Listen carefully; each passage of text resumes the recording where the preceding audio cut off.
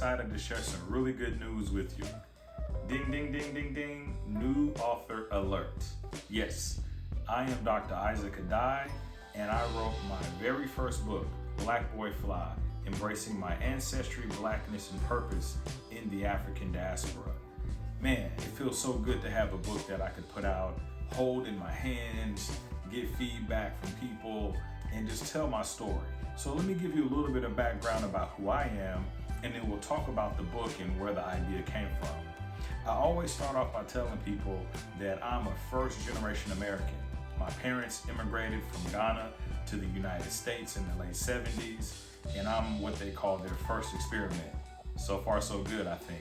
So I grew up in the South primarily, attended college in the South as well, and I had an interesting journey through life. Again, I'm my parents' first child.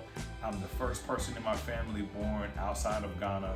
So growing up, I was pretty much living in between two worlds, that of being a Black American and also that of being Ghanaian. At home, everything from food to music and language was very Ghanaian.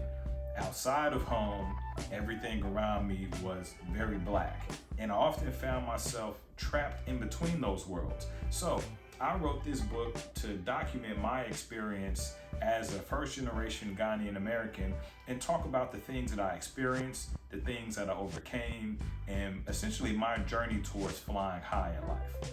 Now, I first got the idea for this book in 2016. I mean, the thought just hit me out of nowhere.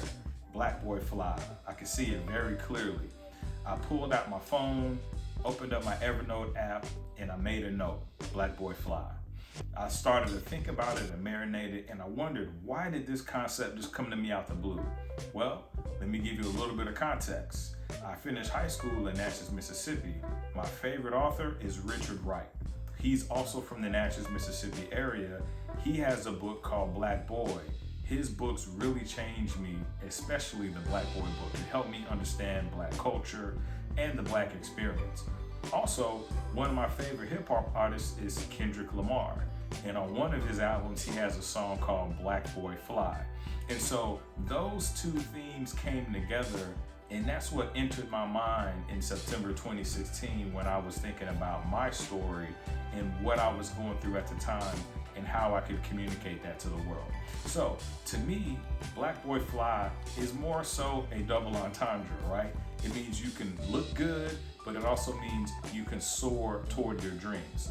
I love the concept. I decided to name my book that because I am a Black boy that is now a Black man who has tried to overcome everything that got in my way to keep me on the ground and prevent me from flying.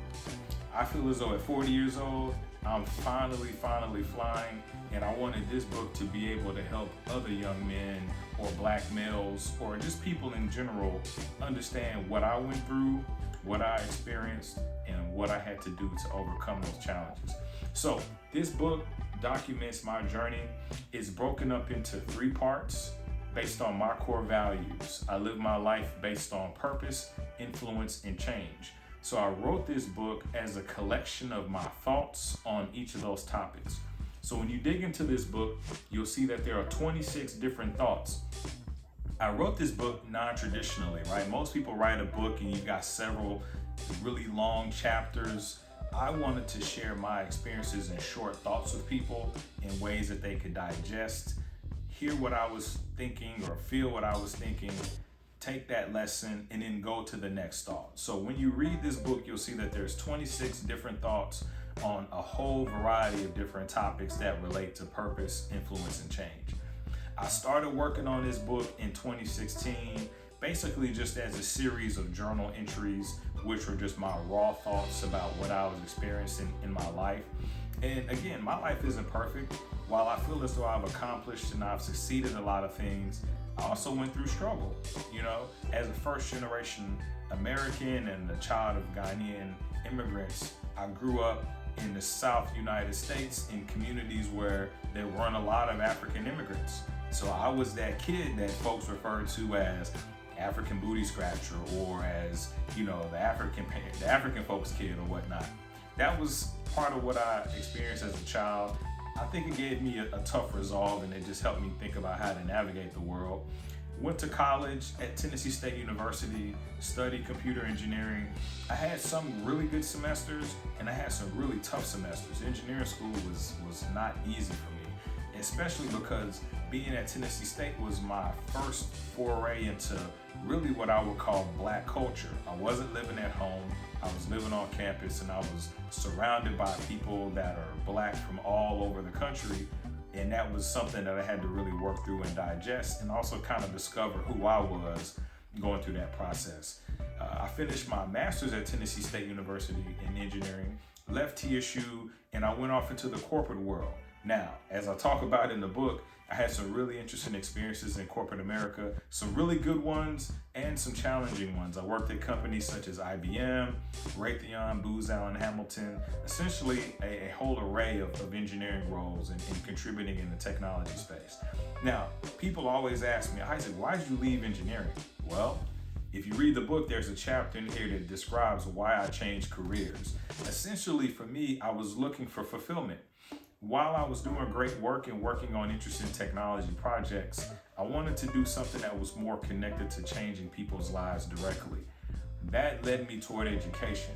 Now, both of my parents are college professors, and I knew at some point I was going to pursue a Ph.D., but I never thought that I would start it in 2010 when I was just right about to turn 30 years old. Started working on my doctorate in business at Morgan State University. Why business? Well, I had a conversation with a great man named Dr. Jeffrey Robinson, who's a professor at Rutgers. He's also an engineer. And Jeff told me, Isaac, look, you can go from engineering to business because I know you have an interest in business. And so in 2010, I started my PhD. Well, guess what? I started in August 2010. September 2010, my former wife and I had our first child. So here I am, newly minted PhD student, also a newly minted father. That was a struggle, just getting through that first year with the newborn, staying up late night, reading all these papers, doing all these statistics. But you know what? I persevered, I endured. That's just something else that I think that I overcame that can help other people in terms of my story, also documented in this book when I talk about my doctoral journey. Now, a lot of people experience divorce. I'm a child of divorced parents. I also went through a divorce as well, halfway through my doctoral journey. It almost derailed me and kept me from getting my PhD. I just never thought that divorce would be something that I personally experienced, especially because of my experience with divorce as a child. But that's life. Things come your way and you have to find a way around them. And so it took me some years to really get my legs back, finally finish my dissertation, become Dr. Isaac Addae. And along the way, I met another wonderful lady. We got married and life is whole again in that way. But again, challenges, they come, and then you have to find a way to overcome them. And so in this book, I talk a lot about the things that I experienced, good and bad, how I worked through them, how I overcame them as a way to empower other people. Now, I've heard folks say a lot that there's a lot of women's empowerment stuff out there in the world, but there's not a lot for men, especially black males. Well, guess what? If you're a black male and you're experiencing anything, this book is for you. And surprisingly, a lot of women have tapped into this book and they've enjoyed reading it as well. And I'm glad to hear that everybody that's picked it up has resonated with some of the stories that I talk about. My goal is to help you get to the next level and fly in whatever way that means for your life. Whether it's a personal thing, whether it's a career thing, there's likely something I experienced that's documented here in this book that you can read, soak in, and then use to overcome whatever challenges you may be battling with so that you can fly.